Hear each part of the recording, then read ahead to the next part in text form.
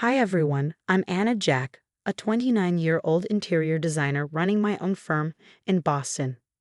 And let me tell you, I've got a story you won't believe about how my mother-in-law tried to turn me into her personal servant, but ended up losing everything instead. It all started when I met James Parker. He was the lead architect on a downtown development project, and I was handling the interior design. Our professional partnership quickly blossomed into something more during coffee breaks and site visits. Your vision for these spaces is incredible, James told me during one of our early meetings. The way you balance functionality and aesthetics is exactly what we need. Everything felt like a dream until I met Patricia Parker, his mother. Patricia swept into one of our office meetings as if she owned the place. And technically, she did, being a prominent real estate mogul.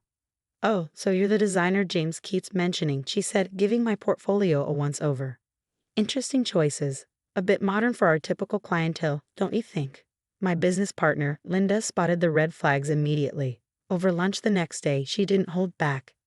"Girl, did you catch that shade she threw at your portfolio? She basically dismissed your entire career in one sentence," Linda said, shaking her head. But I was already falling hard for James. His sister, Diana, seemed to sympathize during a family dinner, pulling me aside to whisper a warning. "Anna, just so you know, Mom's particular about who joins the family. She had her heart set on James marrying Michael Collins.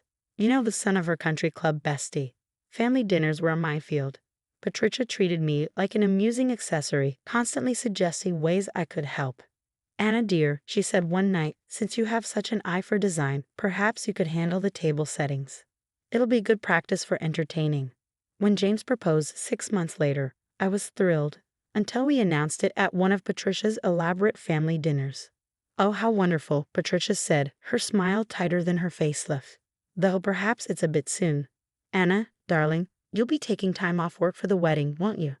There's so much to do, and everything must be done properly for our circle." That night, I overheard her on the phone. "Can you believe it, Margaret? After all my efforts to set him up with Michael's sister, now I have to deal with this. But don't worry, I have plans." When James noticed my upset face, he squeezed my hand. "Don't worry about Mom," he said. "She'll come around."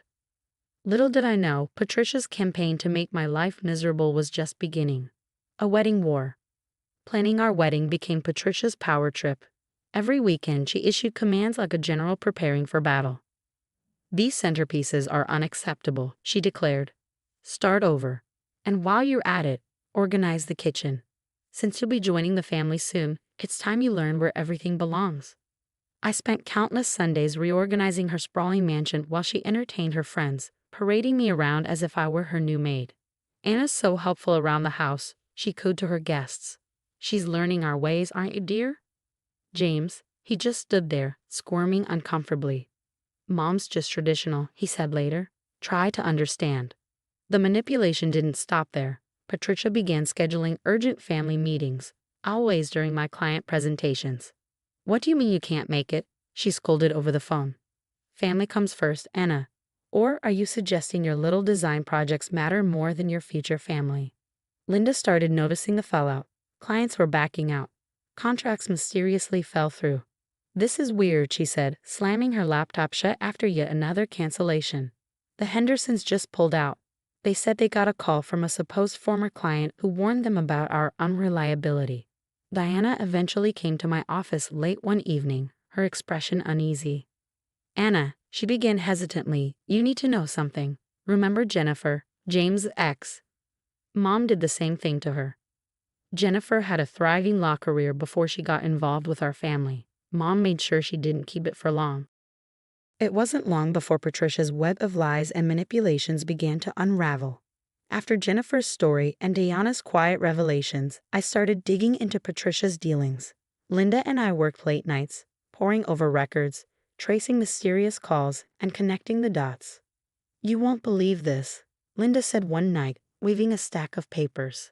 "3 other women before you, all successful, all driven away by your lovely mother-in-law.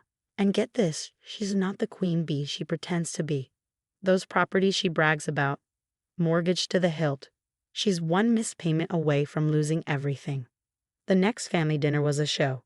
Patricia commanded the table with her usual overbearing demeanor, oblivious to my growing arsenal of evidence. The wedding venue needs to be the Carlton, she declared. Nothing else is acceptable for our circle. I took a sip of wine, pretending to mull it over. Funny, I said lightly. I heard they're not taking new bookings. Something about an outstanding balance from Diana's graduation party. Her face turned as pale as the porcelain plates in front of us. James finally broke his silence. Mom, what's going on with the Carlton? Are we having money problems? Don't be ridiculous, Patricia snapped, recovering quickly. I'm simply being prudent with our assets, unlike some people who waste money on unnecessary things like designer furniture. Under the table, Diana slipped me her phone. The screen showed a series of desperate text messages from Patricia to the bank. She's trying to use your connections to save herself, Diana whispered later. That's why she wanted James to marry into Michael's family. She needs their money. Suddenly, everything clicked. Patricia wasn't just controlling, she was a desperate woman trying to salvage her crumbling empire. But her biggest mistake, underestimating me. The final blow, the breaking point came when Patricia announced her plans at yet another dinner.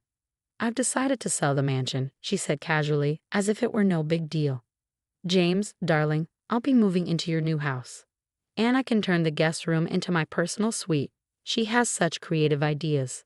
And Anna, she added, turning to me, about your business. It's time to consider what's really important. A proper wife in our circle doesn't work. You'll need to focus on family matters. The audacity took my breath away. That week, her lawyer ambushed us with a prenup. It's just standard, Patricia cooed. With a small addition, I'll oversee all joint assets to protect the family interests.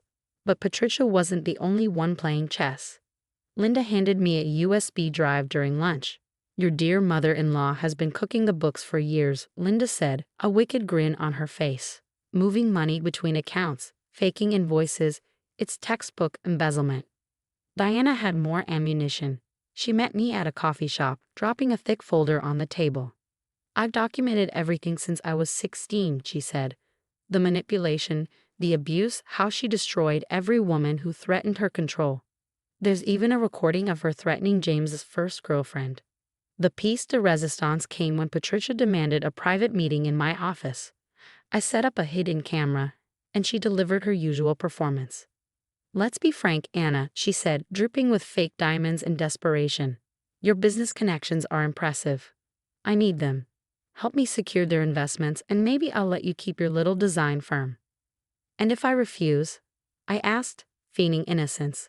Oh, darling, she purred. Accidents happen in business. Reputations are so fragile. The showdown.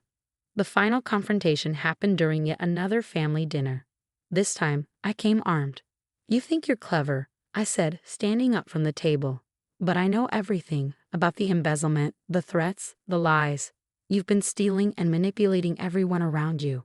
Patricia's face turned stormy. You have no idea what you're talking about. Oh, I think I do.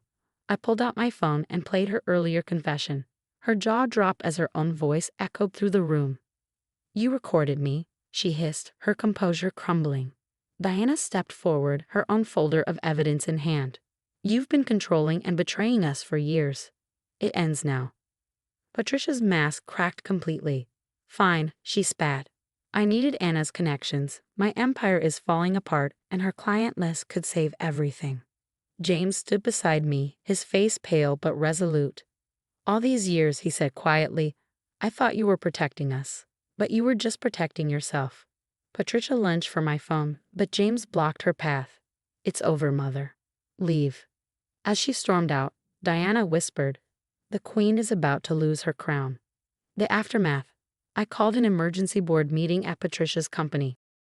Armed with evidence that would dismantle Patricia's empire and reputation, I stood before the board, calm but resolute. Ladies and gentlemen of the board, I began setting the thick folder of documents on the table. I believe you'll find these records enlightening. Your CEO has been embezzling funds for years. Here is proof of every fraudulent transaction. The room erupted.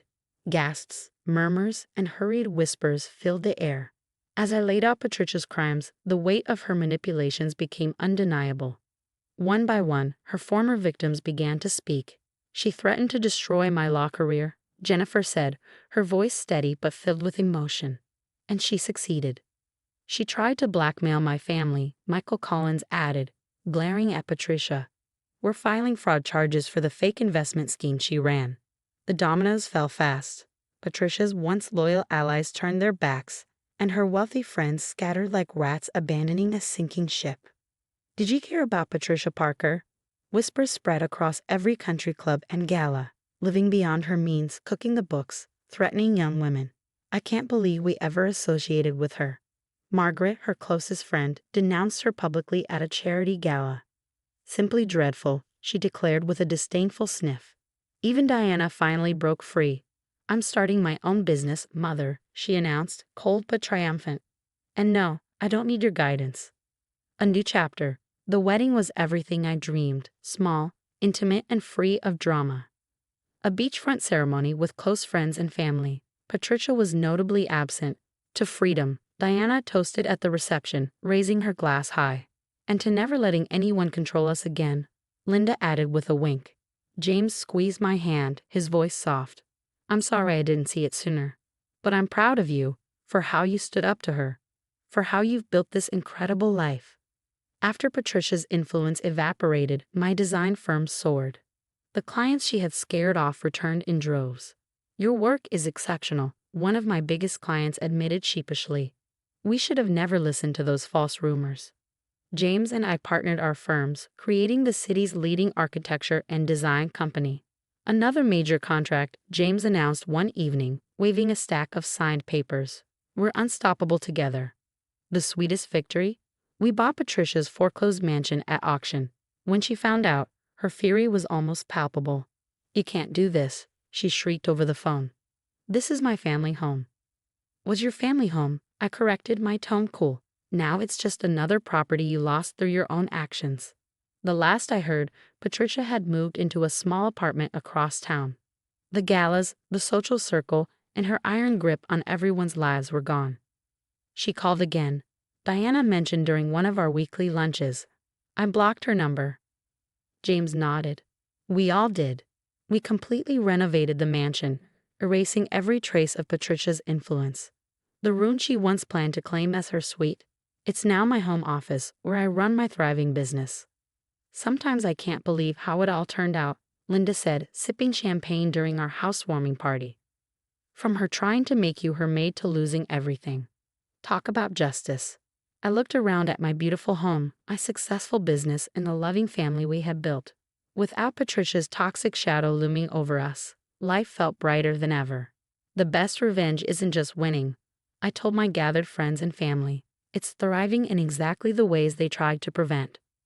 James kissed my cheek, raising his glass. To new beginnings, the right way. As for Patricia, she became nothing more than a cautionary tale about how greed and cruelty can destroy even the most carefully crafted empire.